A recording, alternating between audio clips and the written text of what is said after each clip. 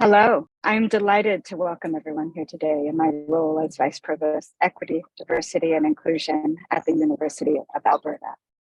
I would like to begin by acknowledging that the University of Alberta is located in Anastasia, Waskahikan, or Beaver Hills House, a place we call Edmonton, located on Treaty 6 territory and on the edges of the Métis Nation, itself on Turtle Island in the country we call Canada. These lands serve as the traditional gathering place for diverse Indigenous peoples whose history, languages, and cultures continue to influence the vibrant community. Leaders' public recognition that the university is complicit in perpetuating the violence done to Indigenous peoples is necessary if we are to build anti-ableist, inclusive, anti-racist, and respectful futures in our institutions together. Before I introduce our keynote speaker, I'd like to pass the mic to Dr. Lindsay Eales for an important message about today's session. Hello, everyone.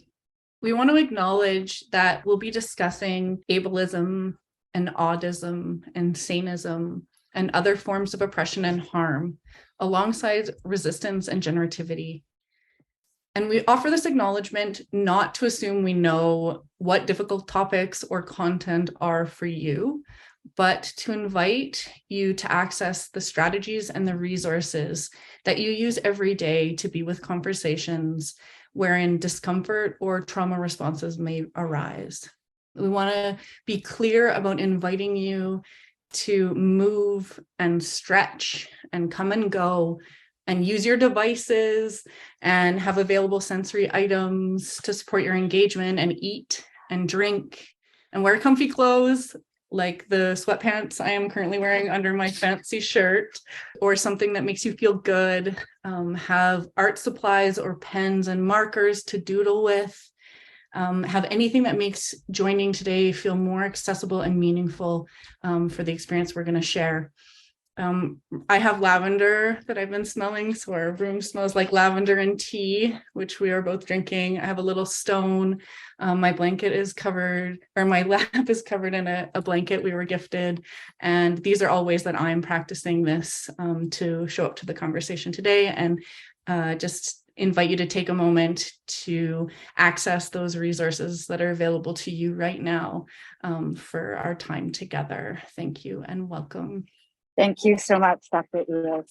When I began this role in November, I made it my top priority to engage deliberately with the ableism and ableist structures throughout our institution, and the importance of centering the experiences and voices of disabled knowledge holders, research leaders, and allies in this work.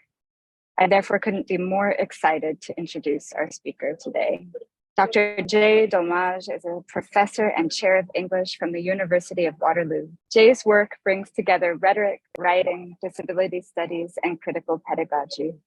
Jay has multiple scholarly contributions relevant to today's discussion, including a book titled Academic Ableism, Disability, and Higher Education. Jay is the founding editor of Canadian Journal of Disability Studies and is committed to disability rights in his research, service, and teaching. Welcome, Jay. Thank you so much. My name's Jay Dolmage, and I'm a cis white guy. I'm sitting in my office here. The sun is coming in because it's a little bit earlier in the day here than it is where you are.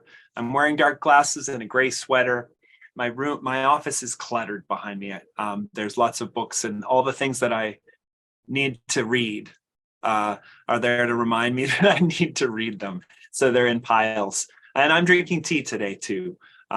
So it feels like tea o'clock here. It's 5 o'clock in Ontario. And I am going to be talking about academic ableism, and in part, I'm going to be talking about a history that is upsetting. It's the history of higher education. It's the real history of higher education, and it is tangled up with other histories that as settlers in Canada, as people who work in higher education and who benefit from the fact that we are settlers, we need to kind of face head on, and we need to talk about. And so that's part of where this talk is going to start today. I am going to make the case that universities continue to sort the population. And they do so along the lines of ableism by a medicalized and a legalistic definition of ability. And they do this really effectively. Universities continue to function to keep certain groups of people out of the workforce and away from status positions, away from knowledge and dialogue and power, and not just through admissions. This is all by design, and we have to understand this design as aligning with a history of eugenics and a history of ableism. I'm showing two images here. One is the exterior view of the Alberta Ladies College in Red Deer, Alberta, and the adjacent grounds around this building. And it's a red brick building. There's a kind of steeple up in the middle of it, a flag flying from the front. There are tiered porches at the front of the building and a big steep staircase that leads up into this building. There's kind of gabling to the roofs. It's a big building, a beautiful building. In 1912, it would have been an unbelievably beautiful building, a remarkable building. It looks a lot like many traditional schools look these days. Below it is the same building, okay? But that later became the Provincial Training School in Red Deer, Alberta. And it's just bigger. Basically, it's that same front building now has a giant wing built onto the back of it. Similarly, 4-story building, but probably quadruples the size of this building. I'm showing these images because, and these are black and white pictures, and they come from University of Alberta archives and from the Alberta Public Archives. But I'm showing these because I think one way to map the spaces to think about disability and academia or higher education would be to begin by looking at the ways that land was parceled out in Canada in the early 1900s, including in Alberta, and obviously not just in Alberta, but in every province. While universities were popping up often in urban settings, asylums and quote unquote training schools for disabled children were popping up in other nearby settings, sometimes on old farms or abandoned land. Yet the two institutions were often tightly hinged or yoked together. From within one privileged space, academics were deciding the fate of others in similar, yet somehow now pathologized, othered, and impure spaces. The infamous Missioner Center, which is what this provincial training school later was called in Red Deer, Alberta, was originally, as I've shown, the Alberta Ladies College of Red Deer, known as, quote, one of Western Canada's finest residential colleges. But the connection between higher education and the eugenic warehousing of disabled people did not end in the early 20th century. At the University of Alberta, Professor John McEachran basically created the psychology department and then the philosophy department at the University of Alberta, and he was even very active in the creation of the Faculty of Education. He later founded the Canadian Psychological Foundation. He retired as an emeritus professor. And primarily, he brought philosophical justification to the eugenics movement. That was the reason he was appointed head of the Alberta Eugenics Board in 1928 to make these philosophical arguments for eugenics and for forced sterilization. Himself, he approved 3,200 people for sterilization during his time as head of the board, and often made the approvals before he had even interviewed the individuals. He worked closely with fellow Professor Margaret Thompson of the University of Alberta and Dr. Leonard Jean Levan. Thompson and Jean Levan figured out a deal where they could take tissue that remained after men were forcibly castrated to sterilize them and perform research on that tissue. Levan's experiments included non-consensual testing of psychiatric drugs on the children at this school. So that's pretty dark. I realize that's difficult to talk about. But for many years, this was a history the university was proud of. For many years, the University of Alberta awarded an undergraduate scholarship in McEachran's name, and it was one of the richest scholarships at the school. Thompson has received an Order of Canada and is still an honorary consultant at the Hospital for Sick Children. I was actually there yesterday in Toronto. She also has a PhD thesis award in her name, offered by the former Genetic Society of Canada, of which she was the founding member. This is the history of disability in higher education. The formation of relationships wherein disabled people were unwilling objects of study, within which the university built its power, defined its disciplinary identities through the subjugation and suffering of disabled people. Higher education worked hard for decades and worked very effectively to remove the future from disabled people. Where do we find ourselves now then, in some ways connected to this legacy? And where does disability really figure on college and university campuses today? Well, part of what I would want to argue is that the continued struggle to fight for small accommodations for students with disabilities means that we're still actually in an era in which people with disabilities are fighting to get the chance to study at all. But here are some numbers for you to kind of put that into perspective, okay? According to the Canadian University Survey Consortium in 2019, 24% of first-year university students in Canada self-declare as having a disability, most commonly related to mental health. That 24% is in stark contrast to the 6 to 9% of students who get help. The most recent National College Health Association survey from 2018 showed two specific things about the current generation of students. The first is that they experience higher education as more disabling than previous groups of students. And the second is that they're much less likely to seek help. Those two things are the two most striking differences, and they're a bad combination, right? 27% of Canadians have university degrees, but only 17.6% of Canadians with disabilities have post-secondary degrees. While more students with disabilities may be enrolling, nearly 2/3 are unable to complete their degrees within 6 years. And disabled students are also likely to have up to 60% more student debt by the time they graduate. This simple extrapolation tells me that at least 100,000 Canadian post-secondary students have the right to accommodations right now, but will never seek them. In the United States, some studies show that 2/3 of college students will never receive accommodations because their colleges will never know about their disabilities. And whatever the numbers or whatever the statistics tell us, those only speak for the very small number of disabled students who successfully navigate the complicated accommodation process to seek help. I think we need to talk about this in terms of specific disciplines as well. There's a big article in the New Yorker just last week talking about the decline of the English degree, right? And we're seeing this trend where there are fewer and fewer students seeking humanities, social science, and arts degrees. But this is really interesting to me because research indicates that only 4.3% of post-secondary students with disabilities choose the natural sciences or STEM as their fields of study. So the few disabled students that there are not in STEM, right? And this could have, there's a variety of reasons why this might be, right? So those are the United States numbers, but Canadian and UK demographics are likely very similar. Right? I think it's upsetting, but it also tells us that removing barriers to access could help increase the number of students with disabilities who enroll in those programs of study and also improve their numbers in science-related careers, which is where we need disabled people. If any of the problems of the last decade tell us, that's where we need more input from disabled people. I think we need to talk about faculty as well.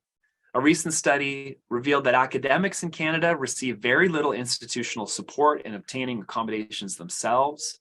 Only 42% of Canadian universities even have a written disability accommodation policy for faculty. Very little has changed since that research in 2018. The policies that do exist don't centrally fund accommodations, and that means that accommodations come out of individual department and unit budgets and compel faculty to disclose to people they should not have to disclose to, chairs and deans and colleagues.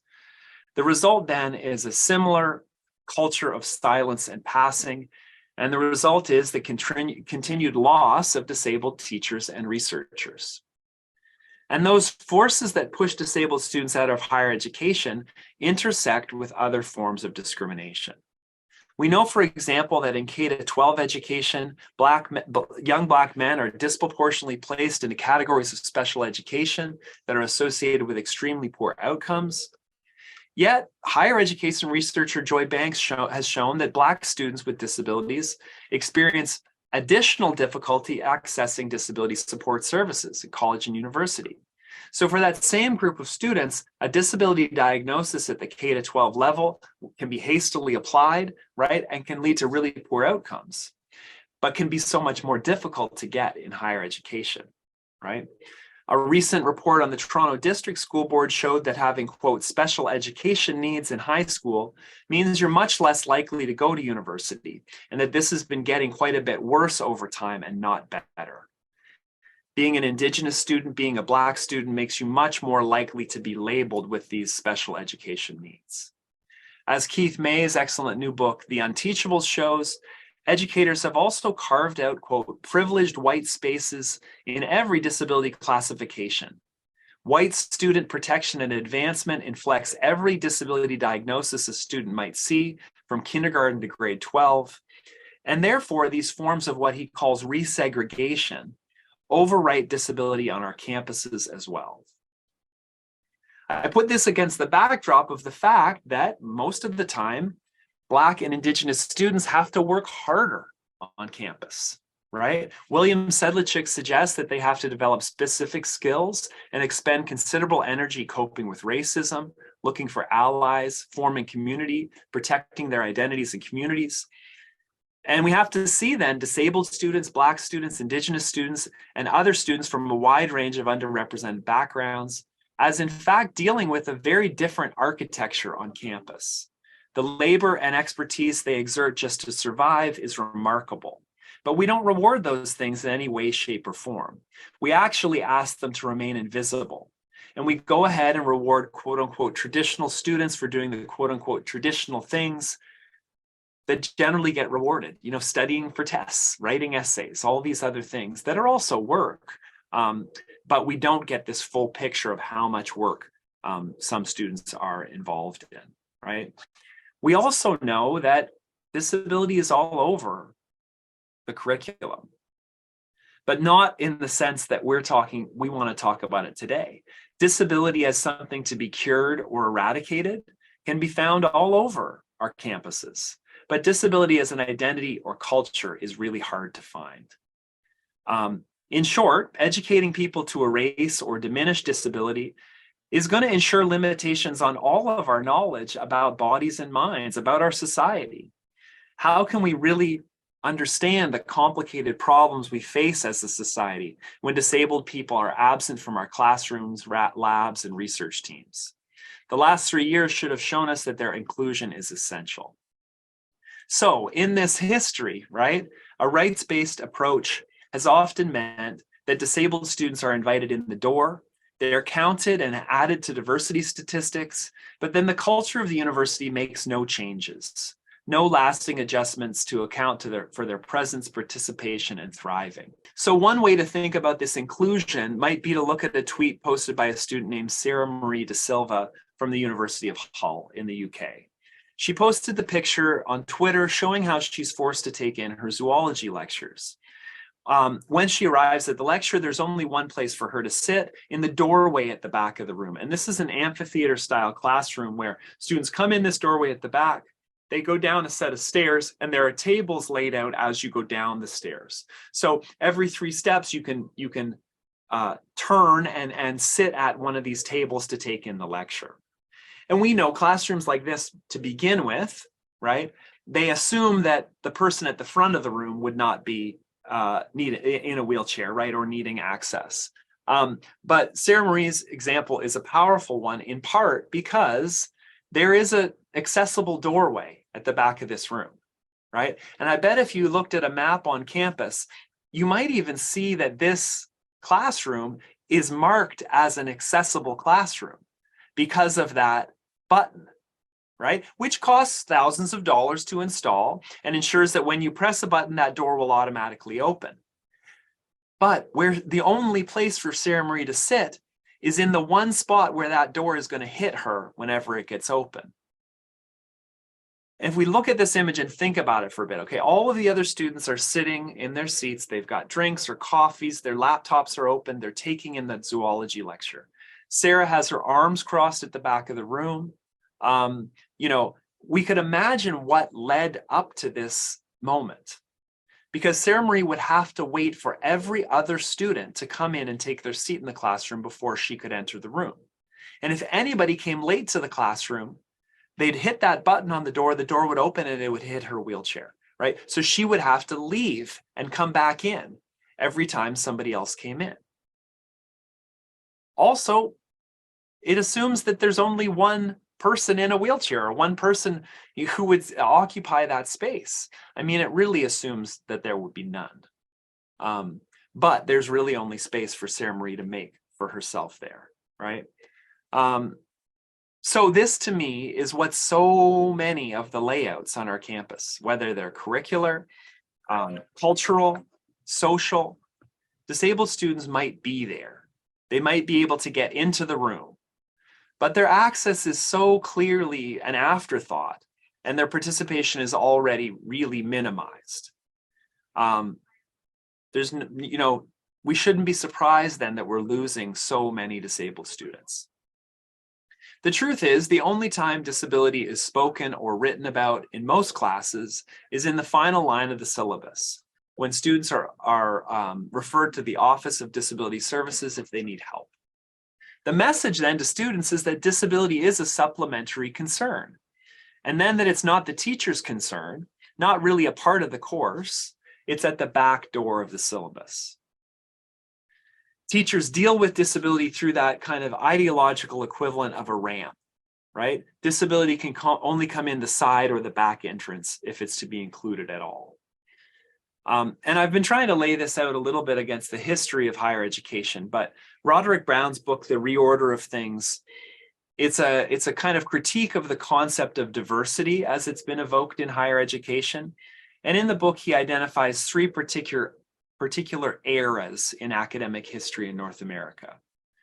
The first era, and it's the one in which there was this separation between higher education and other versions of lower education. It was the era when McEachern was building a philosophy department. And that is the era in which universities were seen as developing intelligent, thoughtful elites and reproducing that elite culture. And they were very segregated spaces, right? More recently, in a way responding to that history, universities have kind of enacted a principle of equal opportunity, cultivating a more broadly educated citizenry. But in the example from Sarah Marie da Silva, in that evocation of access and opportunity, there always have been folks who were an afterthought, right? Who were asked to come in the back door or sit at the back of the room.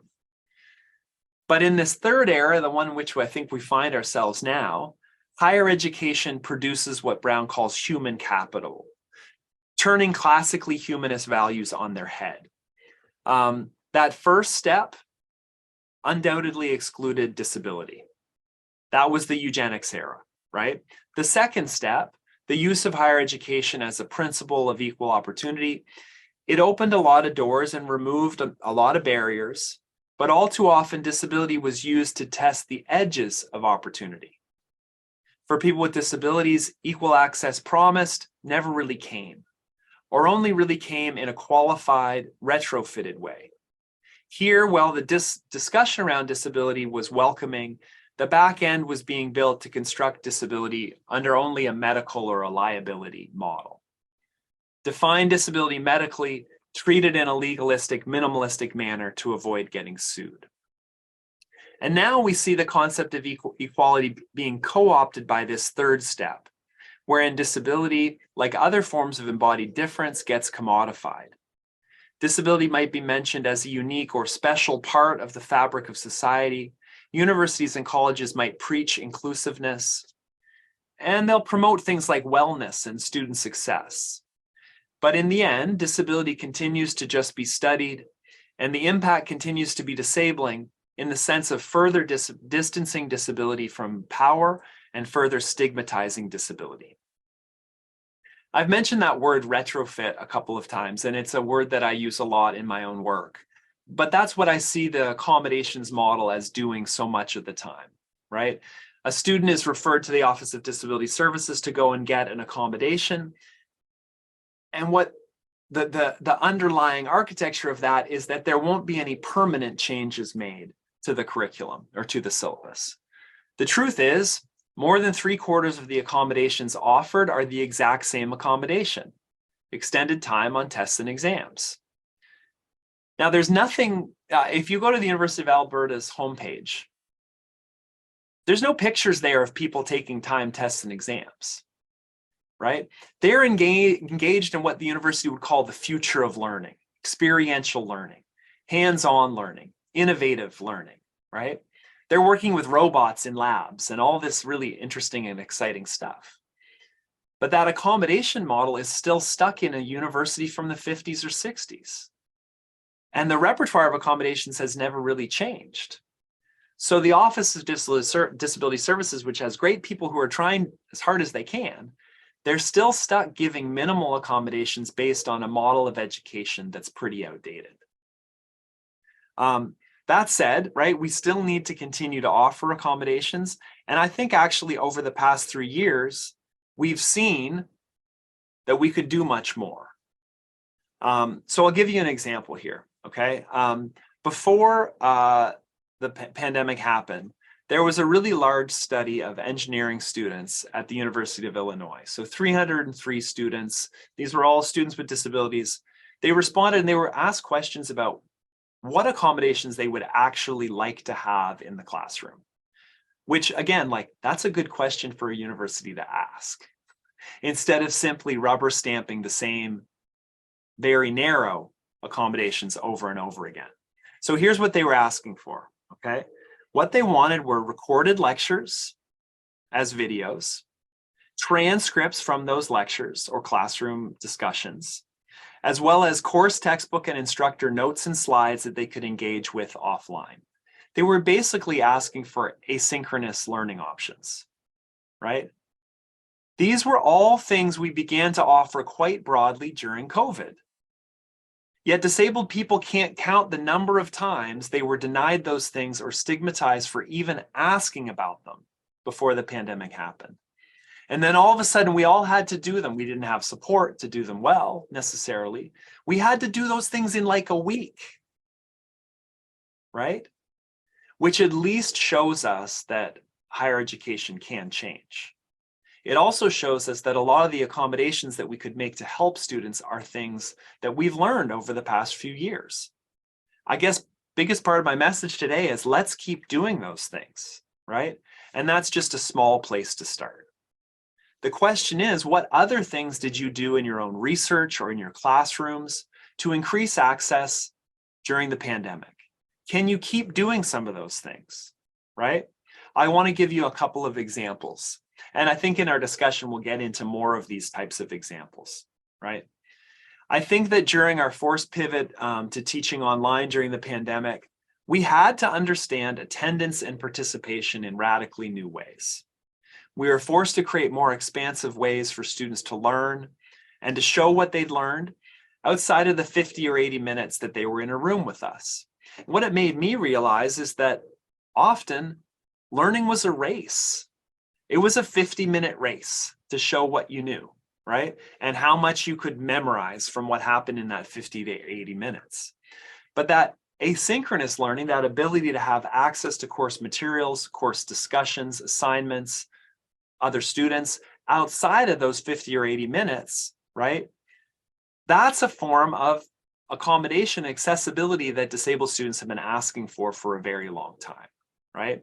So I'm going to say, I don't think we should ever assess student involvement or participation based only on being physically in the classroom or based in 50-minute chunks again. The ability to attend classes in flexible ways needs to become a right and not a concession. Our campuses were never as safe and as accessible as we thought they were. It's just that the risks and the burdens were always borne mainly by disabled people.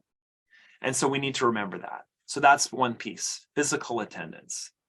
Another example I'll give you, okay, and I'm not really talking about it much yet today, maybe we will in the discussion, but you know, I talk a lot about universal design, which is an alternative to an accommodation model for disability, a way of planning for disabled students before they show up in your classroom and you're making temporary adjustments, right?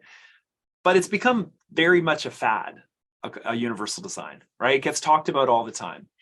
And what I want people to remember about universal design is that it came out of an architectural movement where we were building giant new structures. We weren't making little adjustments. It was a complete reorientation around the built environment. It was big stuff, not little stuff. And so much of the discourse around universal design these days is about little tips and hacks, little adjustments. And I just don't think that's the spirit of it. But I also think we should be aiming bigger. And I'll give you a bigger example. So in the spring of 2020, after students at my own university, University of Waterloo, had a term finish online, we had an associate dean who did a survey of students to find out basically how are you doing. Again, another good idea for universities to do. Ask students how they're doing, right? But the students said, we're not doing very well. We're overwhelmed with work. And so this associate dean sent an email out to all the faculty and the Faculty of Arts and said, you all should consider assigning less work this term. And it's funny because I've been teaching for a long time, and I think most instructors over time end up thinking they need to teach more. They know more, there's more books they want to share, articles they want to share, ideas they want to share, cool assignments that they want to try. And if we're all doing this together, I think we have gradually created a workload for students that's unmanageable. So to me, that permission that was given to assign less meant that I went from 4 major assignments in my writing class down to 3. And what I saw was students did better work. They actually did more revising, which is what I wanted them to do in the first place. I had more time to actually connect with them and teach rather than just assessing their work. I got to connect with them. So I'm much closer now to going down to 2 major assignments than I am to ever going back to 4. And I think the point here is, how can we make those big changes, right? Around content and expectations of student labor and the big stressors, the big systematic stressors, rather than asking students individually to be tougher or adjust themselves or be more resilient or work harder. And my own personal anecdotal evidence is that I became capable of being a better teacher by simply assigning less. Okay, the final piece, my final example then as well, is around timed testing. During the pandemic in the winter of 2020, despite their centrality to the culture on our campuses, we were asked to find alternatives to timed in-person tests and exams, right? The truth is, there is no research that ever showed that a timed test or exam helps students study harder, retain more, or even really accurately show what they had learned in our classes. And yet we keep doing this over and over again, right? We're spending almost all of our accommodations budget and time on granting this accommodation around time tests and exams, right? The other piece then is that students are not learning the kinds of accommodations they would need in that forward-facing classroom or even in their careers, because the barriers that are created by time tests and exams, high-stakes tests, are nothing like the kinds of barriers that we'll all face in our careers. You know, nobody walks into an engineering firm or an operating theater and says, you know, put your pencil or your scalpel down, whatever bridge, you know, or I don't know what the surgical equivalent is. No, nobody walks into an engineering firm and says, whatever bridge you've designed is the one we're building, right? That's not the way it works.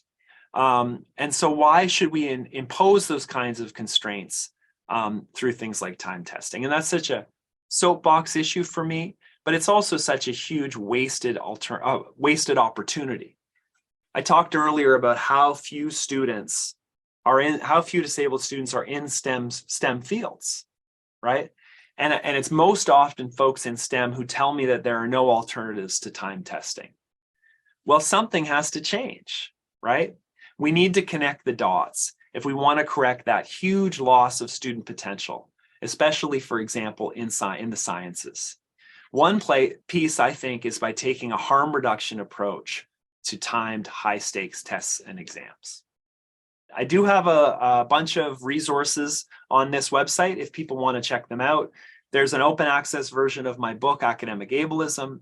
There's a link to a resource there with thousands of universal design teaching ideas that you could use in all different types of classrooms. Hopefully there's some resources there that would help you. It's also a way to check on some of the different things that I've cited and talked about in the talk today.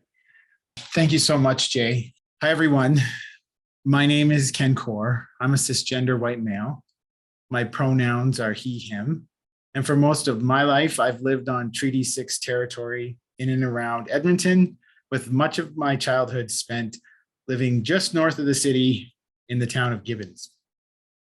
I have 3 younger brothers, all of which are within 3 years of age of myself, which made for some crazy times back in the Kaur household. My dad's an electrician. My mom has worked as a care provider to children, the elderly, and persons with disabilities much of her life. I come to you from the Faculty of Pharmacy and Pharmaceutical Sciences, where I work as an Assistant Dean of Assessment and Evaluation. A big part of my job is leading the administration of our exams, which Jay was just talking about, and major assessments in the program. I planned this session because of the experiences I was having working to support students with accommodations for their exams. And now I'd like to take a minute to quickly introduce our panelists. First, you've all met Jay, so thank you, Jay, for starting us with your great keynote address. Next, we have a group of amazing scholars from our own backyard here at the University of Alberta. First, I'd like to introduce Dr. Lindsay Eales. Dr. Eales is an assistant professor, you can see some waving there, in the Faculty of Kinesiology, Sport, and Recreation.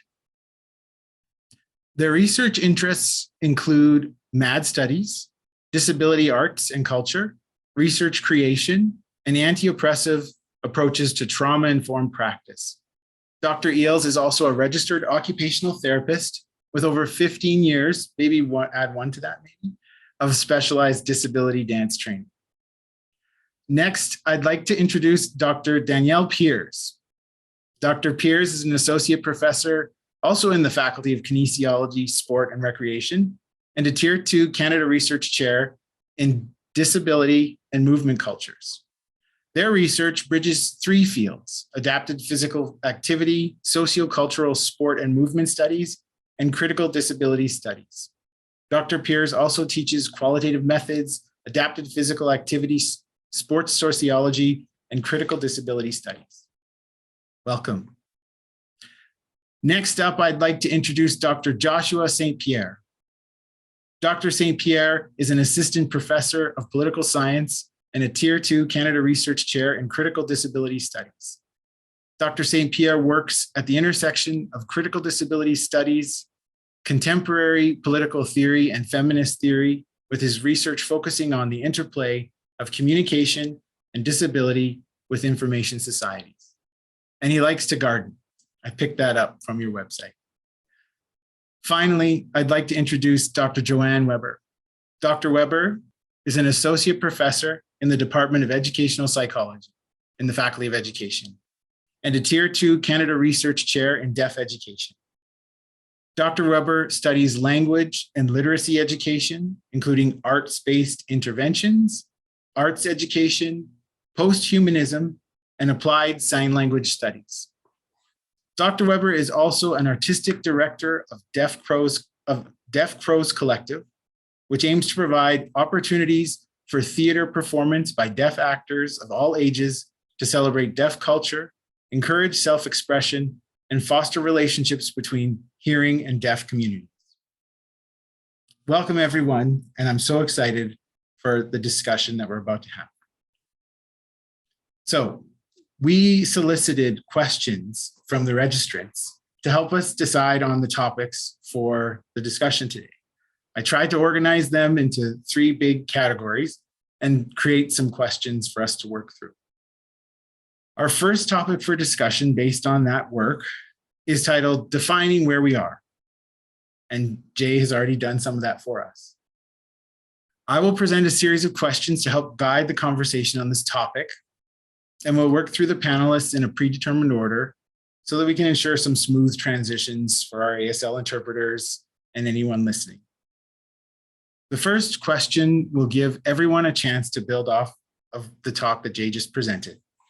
And it is, what are the different ways academic ableism appears in post-secondary teaching and learning? And we've heard some examples from Jay. And the first person that's going to speak to this is Dr. Eels. Hi, everyone. Jay definitely touched on some of the things that resonate for me. In particular, our assumptions about behaviors that communicate participation or meaningful participation. Also, that communicate attention or engagement or respect or professionalism, the whole thing, and how these are based on neurotypical and sanist, as well as colonialist and white supremacist performances. In addition to Jay's great work, I turned to Margaret Price's Mad at School Rhetorics of Mental Disability in Academic Life a lot. Neurotypicals often presume eye contact or body positioning or orientation or stillness or videos on in Zoom or speaking in class or writing in chat or performing movements or tasks or conversations as others do as demonstrations of attention or engagement or respect. And just to note that these things aren't accessible to some of us or are not accessible some of the time. We often make assumptions about why people are missing things, not showing up or turning things in late, asking for extensions, appearing withdrawn, demanding more time, more of your time than others. I turned to one of my dancers who has offered a lot of wisdom, Allie, who joined our class after being excluded in a lot of other spaces and would vocalize poetry into the space while we were, and circle the room while we were, while I was teaching choreography. And she was presumed not to be participating in other classes, and she would go home and do the choreography in the mirror. And even if she didn't go home and do the choreography in the mirror, we can't presume what people are learning based on normative performances of participation, attention, respect, engagement, professionalism. And so I'm always asking myself, what if we started with the base assumption that everybody's doing the best they can to show up in the best way that they have available to them right now, which may actually include not showing up at all. And what if we had noticed that we were making assumptions and replaced these assumptions with other stories that we don't know what's going on for people, whether they're experiencing distress or barriers to participation based on how we've structured our learning environments, or whether they're newly in love and doing that whole thing, or whether they have something else that's way more important right now than what we might be talking about in class. And what if we took all of the behavior, this is Maureen Connolly's work in some ways too, as communicating needs that we're trying to meet in ways that we have available to us at the moment. And what if we imagined honoring our coping strategies and our survival strategies as life affirming? This is work that I'm learning alongside Nathan Foes in some anti-oppressive trauma-informed practice work. And that includes even the strategies that we might like to replace with other ones. And then I also just want to name how we need to be careful about pitting access needs, which Jay importantly named as being served by online and asynchronous delivery, against the idea of students' mental health and students' social connection. And this is specifically coming up a lot in debates about the necessity to return to in-person synchronous classes, as though mental health and access needs are diametrically opposed or mutually exclusive, or disabled students don't have mental health needs that are met by increasing access, or that MAD or neurodivergent people's access needs for asynchronous options and accessing material and course content are not vital.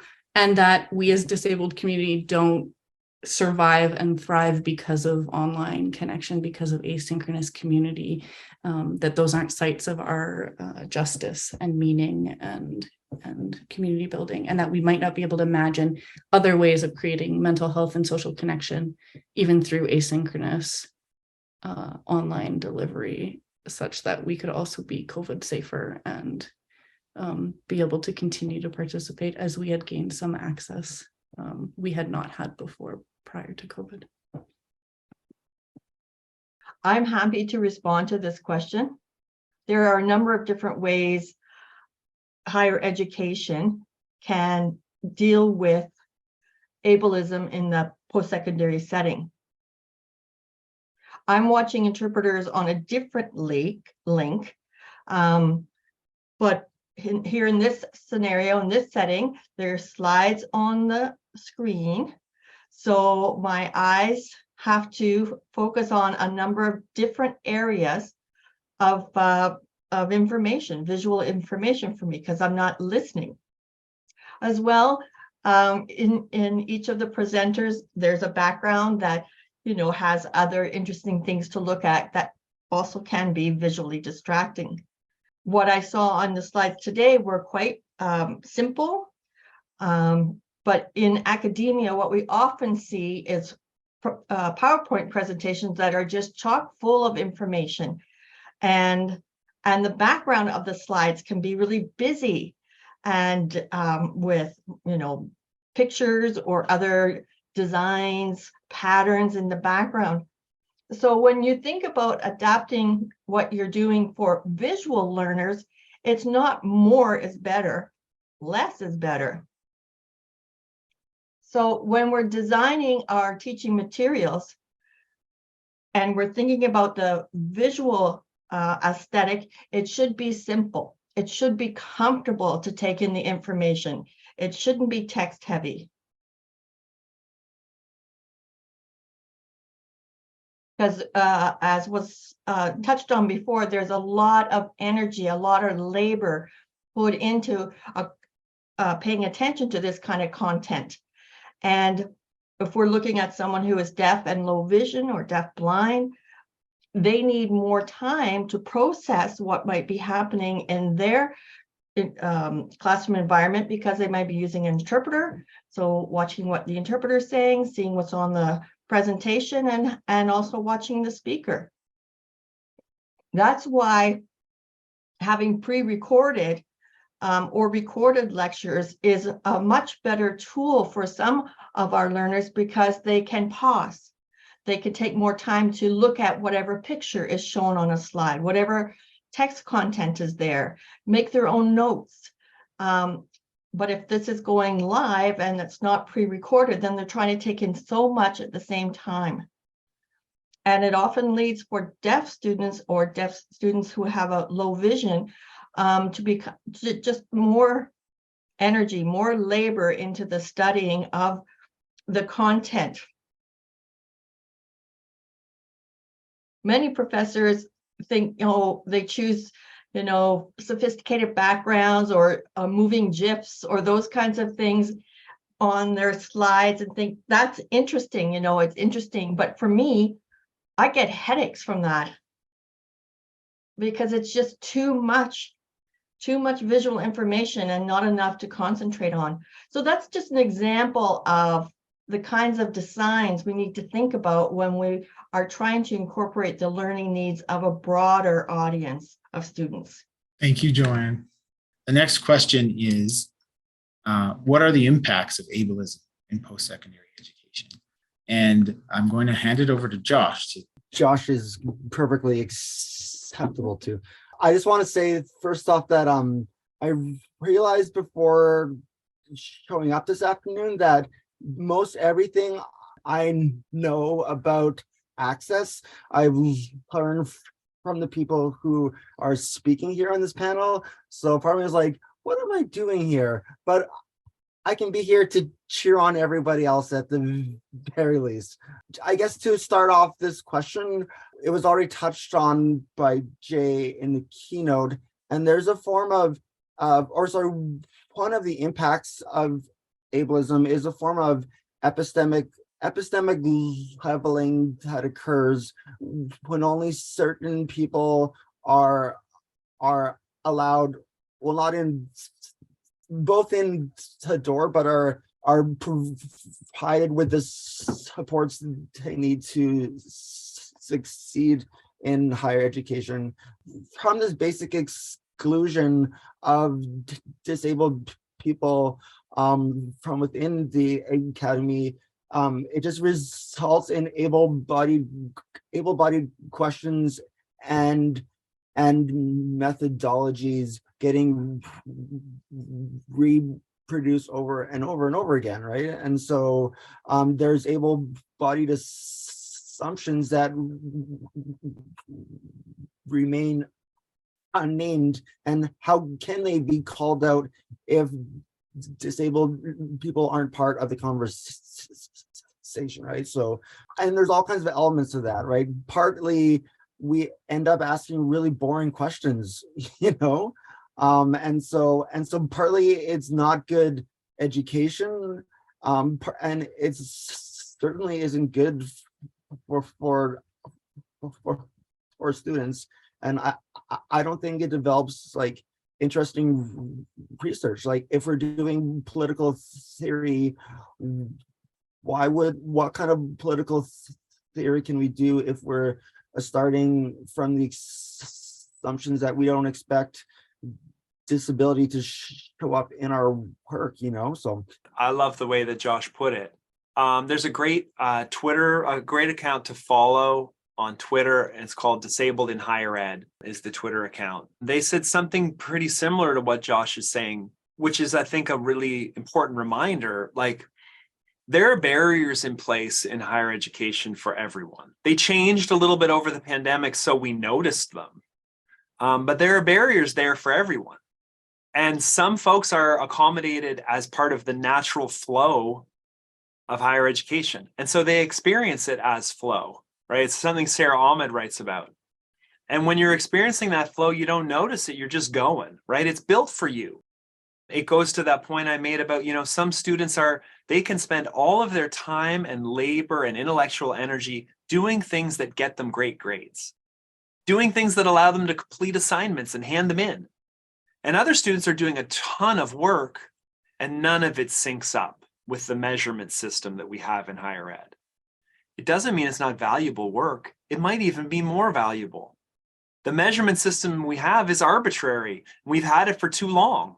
It doesn't sync with values that we even espouse on our, like I said, on our home pages, right? We're extremely conservative in the ways that we teach and the forms of learning that we reward. But disabled students are not given, they're given such a limited range of accommodations, and they experience barriers where other students might experience flow. And sometimes those things are simple, you know, to get to what Lindsay was saying, those are just social norms that are outdated and antiquated around how we might participate, for example. But when you're not going with the flow, you experience the flow as a brick wall. That's a Sarah Ahmed quote. It hits you right in the face. And that's the reality for a lot of students. It's just simply not built for them. And so then it's a machine that is working very hard to ask them to leave, right? Over and over again. And if they want to be able to deal with some of those arbitrary barriers, they have to do so much work to try and get a diagnosis, an accommodation, start a conversation with a colleague, right? Or an instructor over and over and over again. And so we just simply don't do a very good job of charting all of the labor that's involved, or accounting for the unfairness of the barriers that are out there, right? We do things because they were done to us. And maybe the only other point I would make about that is it's really hard to tear these things down because all the people that we work with have benefited from. They're all folks who are in the flow. They're still experiencing it largely as flow, not as a bunch of walls that they're hitting. And it's very hard to get privileged people to say, the system that gave me my privilege was wrong. That means admitting that they maybe shouldn't have all the privilege that they have, right? And that's really hard to get people to do. And that is the power of that resistance to ableism. That's what we're dealing with if we want to make changes.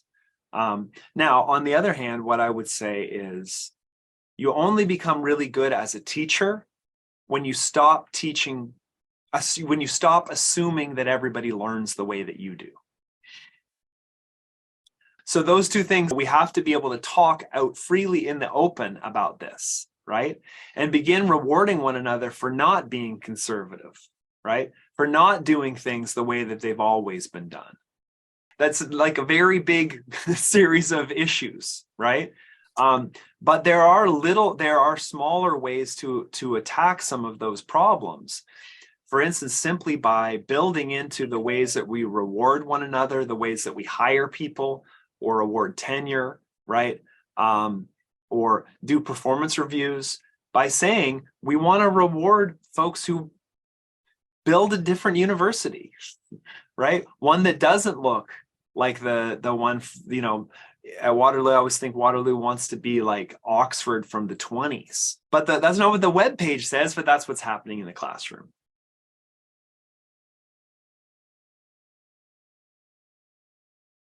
I just want to give a small example of that kind of ableism that we've been talking about. So here I'm using sign language, but every time I come up to sign, I get another, not an error, but, you know, the dialogue box saying, do you want to put on your microphone? You know, I have to deal with that every time I start to speak to you, even though I don't need it. So I have to, it's just a small item, but it just shows how the world, the technology that we live in our world is based on being hearing, is audio centric. And that has a huge impact on deaf students and learners. The design is only meant for this technology to serve people who can hear. And so I'm working now on looking at the deaf aesthetic and how technology and software can be designed for deaf learners. So I'm involved in that kind of research now at the post-secondary level, like learners at the post-secondary level. So I'll just throw that out there. The next question we have, ableism intersect with other forms of discrimination such as racism. I mean, that was one to list, but there's so many others. And to start us off, I want to throw it to Danielle. So this is an immensely statistically unlikely, but ideologically assured panel. To have an all-white disability panel. Disability is interesting because not only is disability highly correlated to experience of oppression. So disabled people are far more likely to experience a bunch of ableist related and autist related and sanist related oppression. But also experiences of oppression drastically increase the chance of you experiencing disability. That's for all kinds of reasons, including terrible access to healthcare, including likelihood of poverty and food insecurity, including the traumatic effects of oppression.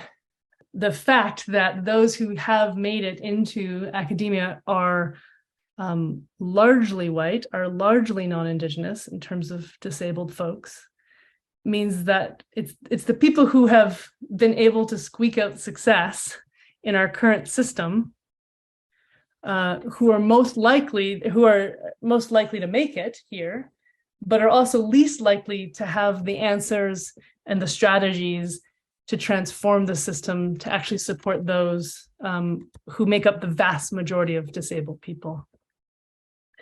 And so this is one reason why we need a sort of disability justice approach, an approach that has been designed largely by BIPOC folks, by trans and queer folks with disabilities, by folks with multi-impairment or significant impairments, and also importantly, by folks who, for the most part, weren't writing from academia. I will also note that working with Musqueam and other Indigenous communities, that in order to access funding and accommodations and supports, you often need diagnosis or coding. And for many folks, for many racialized folks and Indigenous folks, that massively increases the chance of your children being taken away from you. And so we are often forcing people to make choices between reproducing settler colonial stealing of children and having funding to support disabled people to be able to not flourish, but survive in school systems that were made to weed them out. So I think we cannot talk about disability without talking about settler colonialism and race, or else we're talking about white disability. Yeah, that's so powerful. And we had some great questions that came up. For example, one person mentioned when doing live transcription and the person isn't the first or has an accent, it can cause a lot of difficulties in doing the transcription. And that just sounded to me like another intersection, another way in which white, English first or speaking people are privileged and benefit from some of these systems. So there's a couple of things I'd like to say. One is Rachel Gorman has some work in Mad Matters on how, in particular, in relation to accessing accommodations and supports for folks with who might identify as having mental health concerns, or who would access accommodations and supports through psychiatric systems, the likelihood of white students accessing those supports because of the relative safety of those systems in comparison to folks who are racialized, Black, Indigenous, people of color, is drastically different. So many students accessing accommodations around mental health are going to be predominantly white. And in particular, because psychiatric systems are carceral systems, are related to policing, surveilling, and that these systems are dramatically less safe for Black, Indigenous, and people of color, as well as queer, trans, non-binary, and two-spirit people. So we have to think about how our processes for addressing mental health on campus are intimately interconnected with carceral systems, including both Campus 5.0 and psychiatric institutions, which are carceral institutions, particularly for folks who are exposed to more violence around intersections of race and gender and sexuality, alongside mental distress. yes, wellness, mental distress was a theme that came up in a lot of the questions that were put forward in our pre-survey.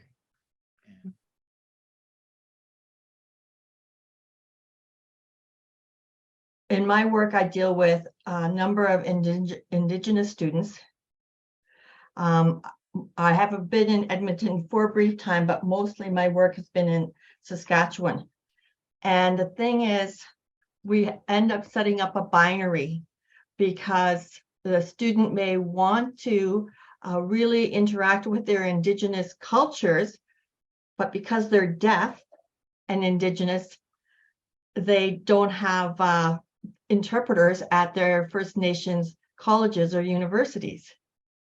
I've had this conversation with 3 students who are deaf and Indigenous, and it's been impossible. No money for interpreters for them to pursue their studies at that university or college. So the one student has been going without interpreting services, and as you say, is barely surviving, but is still, being resilient and working her way through the system.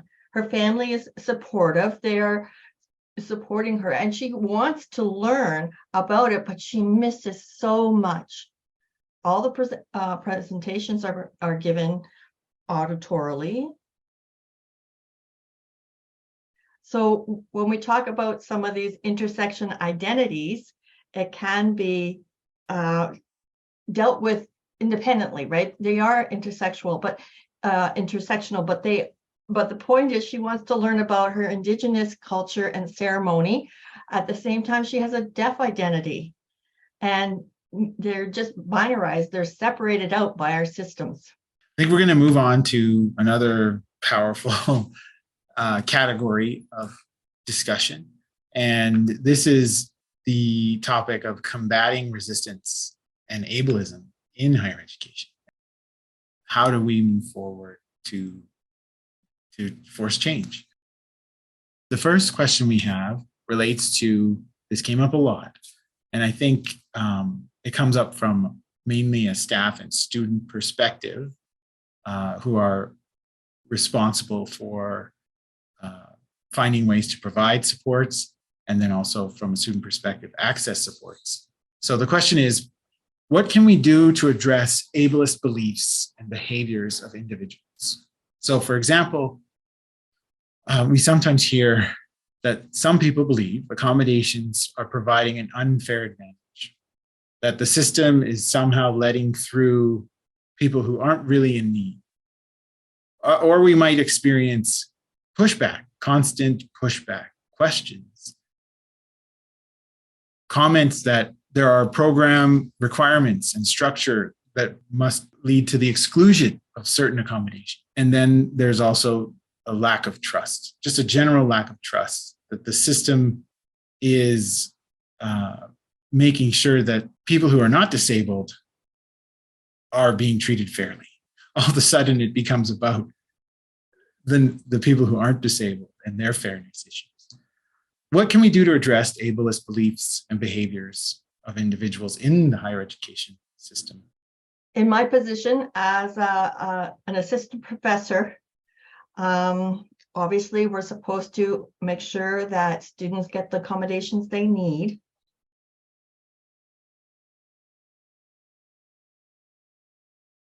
But I have to admit, I'm like many professors, we feel overwhelmed. The amount of responsibility we have, we just feel like that's one more item to take care of. I did have to adapt a whole course to meet the learning needs of a student who was deaf and low vision.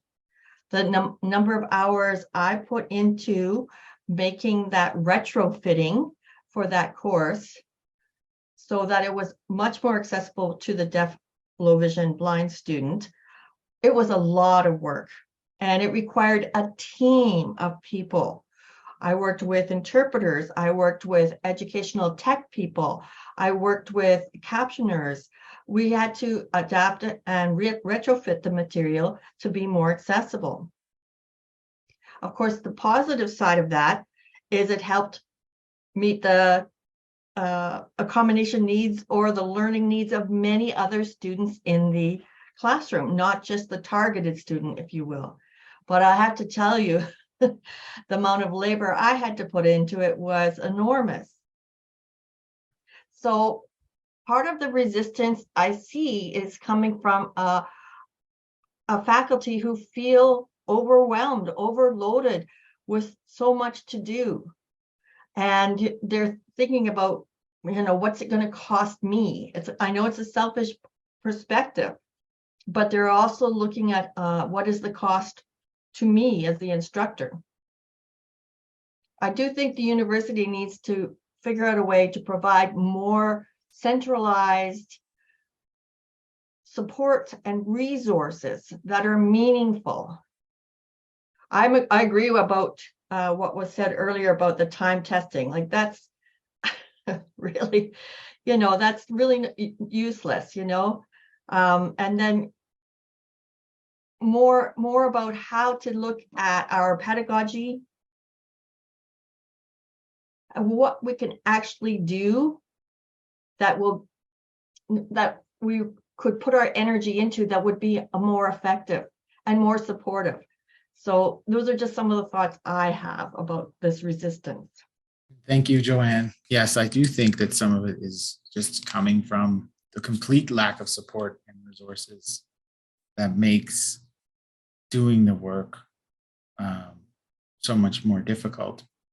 And that is a system problem. We need more money, we need more resources, we need that to be a priority. Ableist beliefs and behaviors of individuals. Like, well, there's a difference if we're talking about students, if we're talking about colleagues, or if we're talking about administration. I think I'm not saying like it's completely different answers, but I mean the context here does make a difference.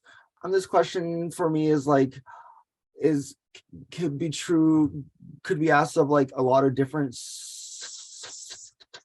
social movements, you know, these kinds of complaints that crop up, and resistance. And there's times, especially around disability, where there is a genuine amount of ignorance that people just don't know, right?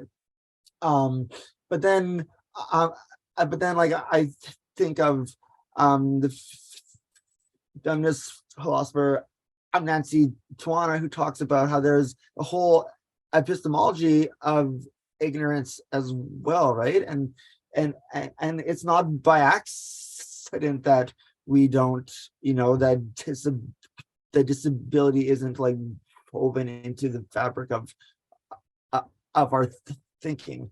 So there is definitely a place for pushing back with some kind of data, you know, but I think, like, I mean, to put it bluntly, there's times when we're just being trolled with these kinds of questions too, right? And the actual question is, why are there disabled people being led into our higher education systems, right? And so, and that is an answer that has to be confronted from an anti-oppressive framework, you know. In classic Josh way, I don't have a definitive answer to that question, but I feel the complexity of it. I think what you provided, that blunt sort of reframing of all of those beliefs and questions as like, why are we having to deal with this? Why are disabled people being let in? Is just so powerful. And I really appreciated the way you said that. Thank you. And just quickly, I think the idea that every student with a disability is a surprise is part of the issue here. What I've tried to show through my work and also through my talk today is that there are hundreds of thousands of disabled students in higher education in Canada who are not going to go through the formal process of seeking accommodations, even though they have the legal right to those accommodations, because of the stigma, in part at least because of the stigma of ableism. You know, in the United States, 94% of students with learning disabilities in K-12 education, so basically in high school, 94% of students with learning disabilities get accommodations to help them. Only 17% of those students, when they go to university, seek accommodations. So the very same things that help them graduate from high school, get into a college or university, they're not going to seek those when they come to campus. And that is the power of academic ableism. That is the power of the culture we've created and sustained. And so we cannot act as though the accommodations process is going to work. It's so important. We have to keep doing it. But there are going to be a majority of students who will not seek to go and get that diagnosis, to disclose that diagnosis over and over again, right? I mean, we have a law in Ontario, you know, or at least a practice in Ontario where universities are no longer, your students are no longer required to name the actual diagnosis. that they have. And that matters, okay? But that's because of the stigma. The students know that if they disclose particular types of diagnoses, they will be stigmatized. And part of the message will be that they don't belong in higher education, right? The other way of looking at this is just that we're losing hundreds of thousands of students. And I always try to make that argument that that's just an unbelievable loss of human potential, intellectual potential, right? It really diminishes what any college or university could do and how we're going to answer some of the biggest problems that we have if we're losing those students. But to be a little bleak about it, there's nothing in Canadian higher education that compels colleges or universities to care. University of Waterloo, where I work, they get more applications every year than the year they got than the number they got before, and the students' grades are higher every year than they were the year before. So if a student struggles, it's too easy to say that's the student's fault and not the system's fault, not the structure's fault.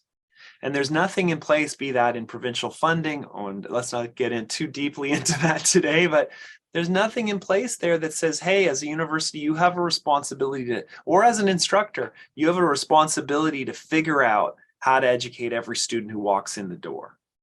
That you have to be a flexible and a nimble place that changes as students change. Instead, every student is so highly and eminently replaceable that it's too easy to say it's their fault. They didn't work hard enough. They weren't cut out for it. With this group, and this is incredible, there's been 180 people here today, right? And so many great comments and questions. And I think so many people are on the same page of saying, hey, no, this is not the way we're going to keep doing things. How can we support one another to make these kinds of changes? And that's the key, right? Because there are things that we can do. Right? There are tangible things we can do starting tomorrow. Yeah, and that's a perfect segue. Thanks. Because the next question is about what can we do? And we wanted to start at the institutional level.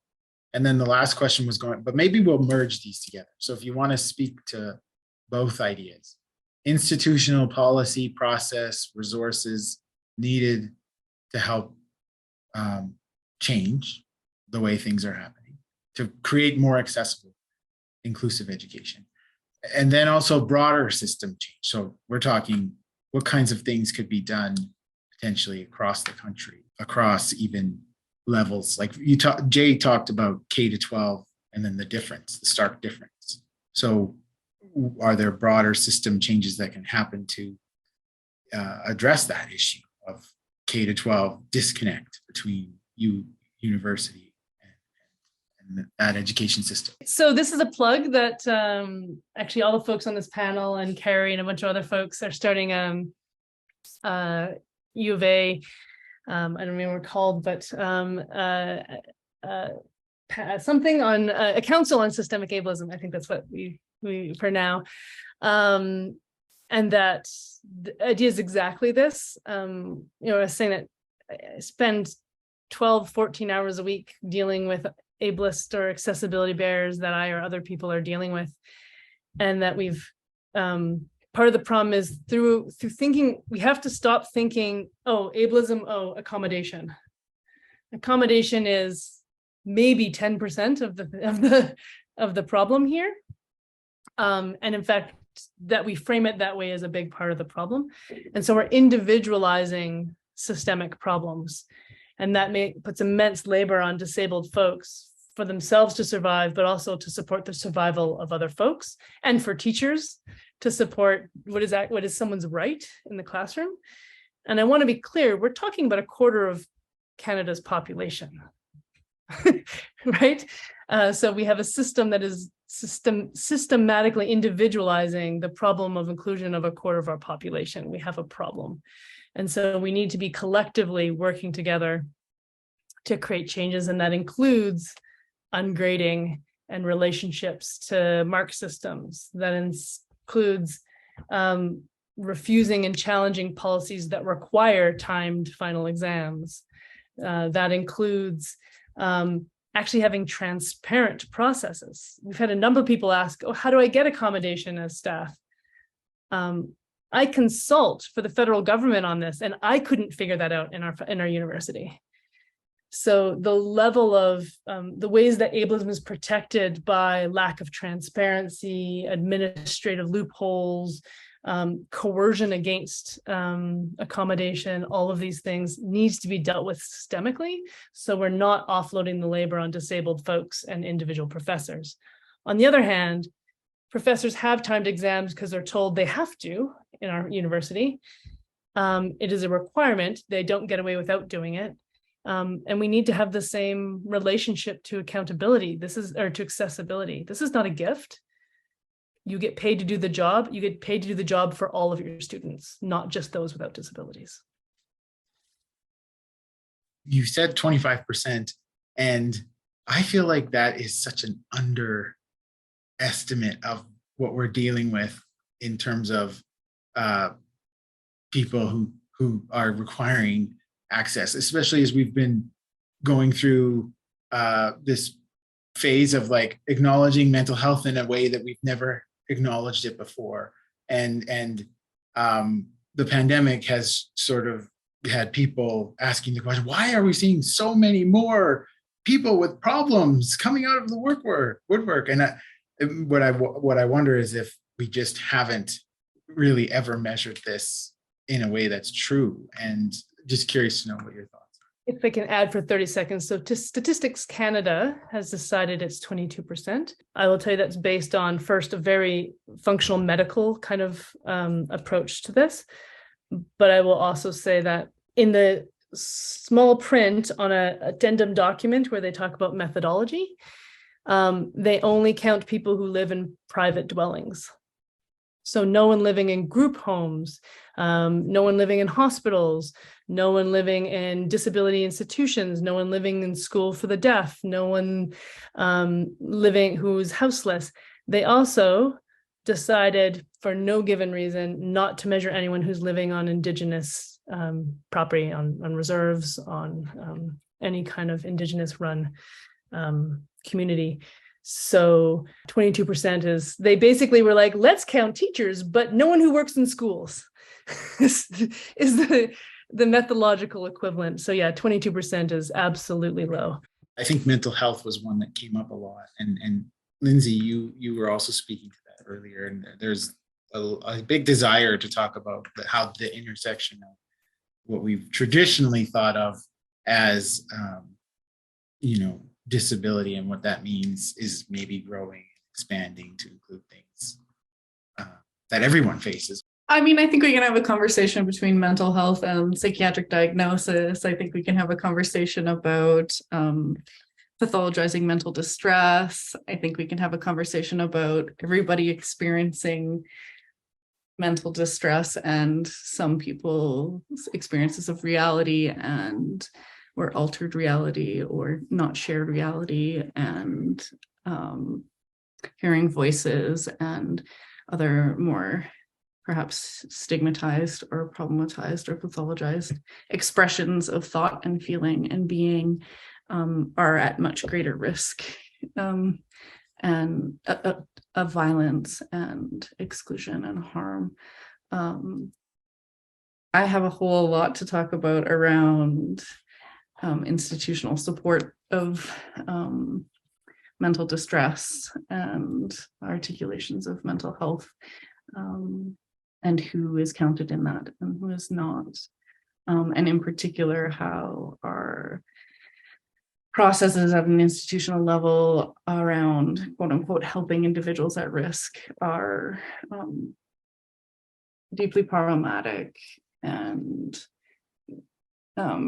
rely on surveillance, rely on reporting on people expressing distress, rely on calling campus cops or 911 to engage psychiatric institutions around expressions of distress, around how we talk about suicide and suicidality, around how we could actually be accessing mad justice-oriented approaches to de-escalation and crisis response.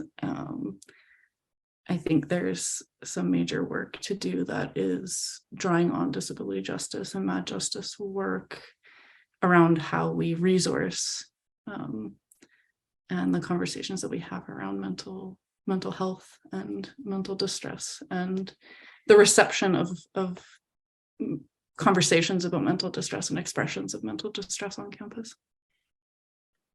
The reactionary piece needs a ton of work. The proactive piece needs a ton of work. And then all of the beliefs and hangups and, problems that we've got ingrained in how people view mental health are at play too. And I think the centering of knowledges and practices built from communities who don't turn to the systems that tend to differentially harm, in particular, racialized and queer and trans and disabled folks. And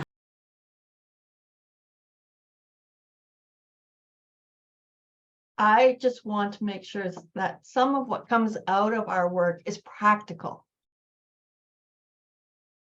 If we come out of this with some systemic kinds of practices that include properly captioned videos, pre-recorded videos. One thing about the AI auto-generated captions is that they're garbage, they're useless. So I've always used captioned materials in my teaching, and it takes a lot of time, but they're always human verified to make sure that they're accurate. Because if they're not accurate, then they're useless. And I was able to get some money for that, for the work I was doing for my course through my department. But wouldn't it be great if we had that as sort of a universal foundational requirement so that all students could benefit who use print? And then if we look at interpreting services, well, that's another complication, right? Providing interpreting services for university hosted events, say the president's town hall or things like that. But often the technicians don't know what they're doing. So if the interpreter is on site and the camera is on them and the president at the front of the room, but then a person on site asks a question, the camera goes to the person who's speaking, and then the sign language interpreter is no longer on screen. So then, of course, whether it's being streamed to other people watching live or even the recording, they don't get the access to the sign language interpreter. So there's a lot of background work that needs to be done. This particular panel has done a lot of work. Ken, you've done a lot of work to get this really well organized. So I just want to sort of start with some of these practical actions to accessibility. I mean, I don't think I'm saying anything new, but I think like a harm reduction approach around workload, around high stakes testing, right? I work at a university that's very research focused. And yet so much of what we do in the classroom is not based on research at all. There's no good research for high stake time testing. And yet we keep doing it over and over again. We would never run a lab that way because it actually doesn't give us good results. It does not show us whether students are learning what we want them to learn. And we should really care about that as instructors, but we don't. And so that's a problem. There's so much that we invest in on campus around optimization, right? So thinking about scheduling and getting the money from students on time and all this stuff. But we don't talk about why the hell all of our work is due at the exact same time. All of our exams happen at the same time, right? We sync up our curriculum as though students are going through it in this stepwise manner, but we don't talk about workload on students. And so we walk around campus and we can tangibly feel the mental health of our students at midterms, right? For example, these are not difficult things to do. The other piece that I see is that big, strong, high reputation universities like MIT are getting rid of grades. are getting rid of time tests and exams. And I think that's really important, but we need to figure out how to do that at the U of A or at the University of Waterloo, where we're probably just a little bit more, I don't know, self-conscious about our reputation. Will this make us look like not a rigorous place, right? That word rigor is the enemy of equity. And so anyway, I'm just repeating things other people have already said, but those are big pieces, and I think they're doable pieces. Mhm. Yeah. I do want to spend time on this last topic because there's a lot of interest in getting down to the sort of nitty-gritty of being in the classroom, and what are some of the ways that instructors can start to create more accessible and inclusive education. Lots of examples have been thrown out, but now is an opportunity to pull some of those into one place and maybe list them. We can't be doing everything at the individual level, but there are some things. We can work with librarians to make sure that all of the resources we're assigning are screen readable. We can have resources that aren't written text. There's amazing resources online that people have created that are accessible, for example, disability justice, in on almost every topic, that are designed to reach more kinds of learners. For sure, rethinking how we're grading and testing is massive. If we're not going to do it for access, at least do it for pedagogy. For sure, flex days. Students on final exams or the final thing talk about flex days all the time. So this means there's a certain number of days every student gets that, with no excuse, no anything, they just get to hand in things late. So it might be 5 over the term. If there's a problem with timing for some reason of exams, it could be no more than 3 for one assignment if it's necessary. The amount of students who just say, I cannot tell you what a difference that made in my well-being. The labor it takes folks, particularly who have stigmatized disabilities, to come in and make up some story that's going to be compelling to a professor.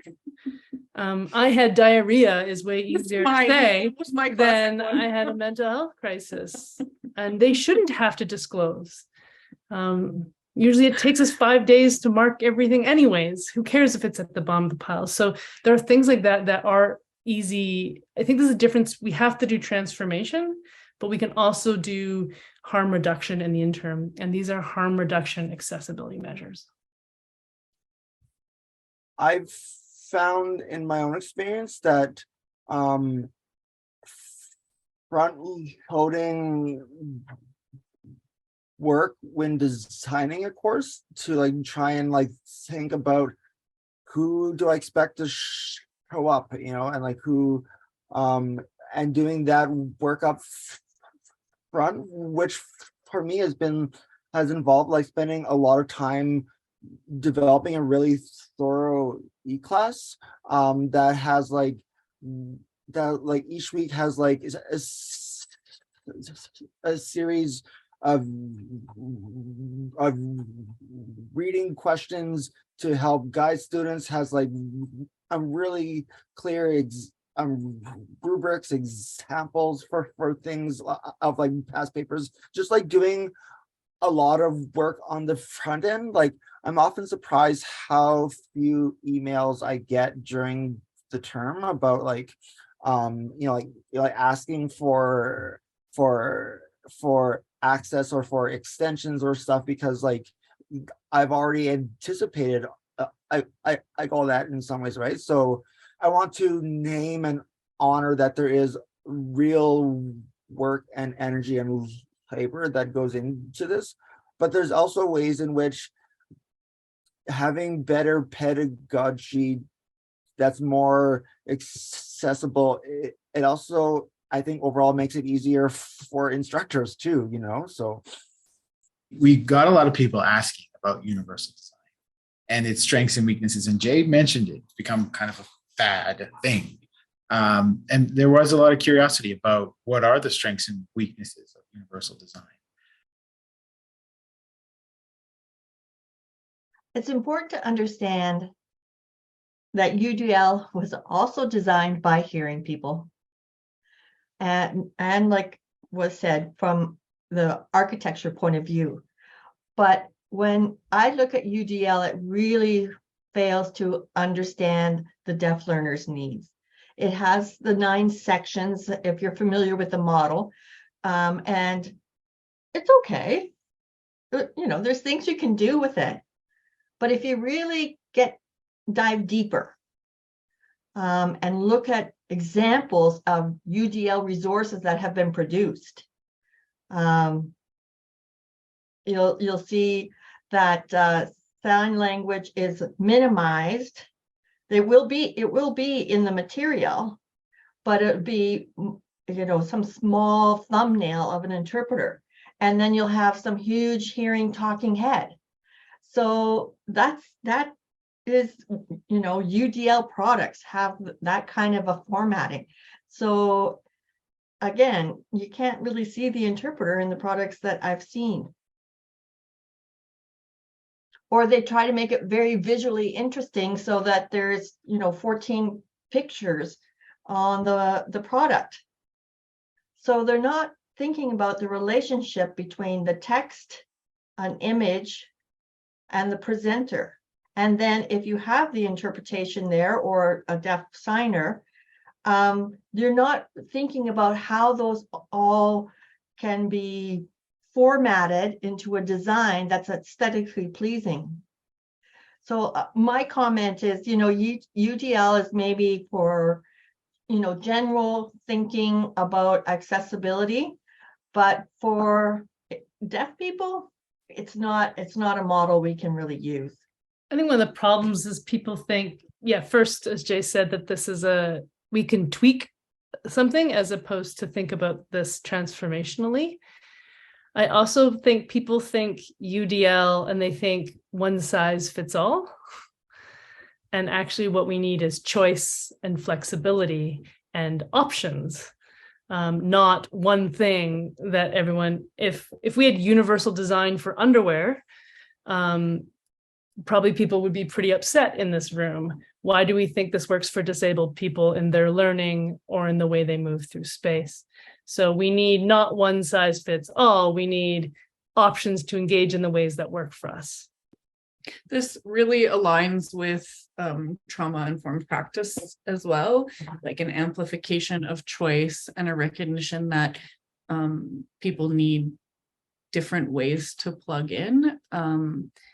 It's something that myself and Nathan Foes are practicing in our trauma-informed courses to, like, I think it feels overwhelming at first, but to provide like 17 different options for readings, podcasts, artistic engagements for each topic, and have people choose what they want to engage with and start engaging with something and find that doesn't work for them and go somewhere else. So we're hearing from students that the opportunity to like choose your own adventure in this work is a specific thing that's enabling folks who may benefit from artistic engagement as a way of processing knowledge and learning, are actually having opportunities to engage with that kind of work in a way that is rigorous, but rigorous in a way that amplifies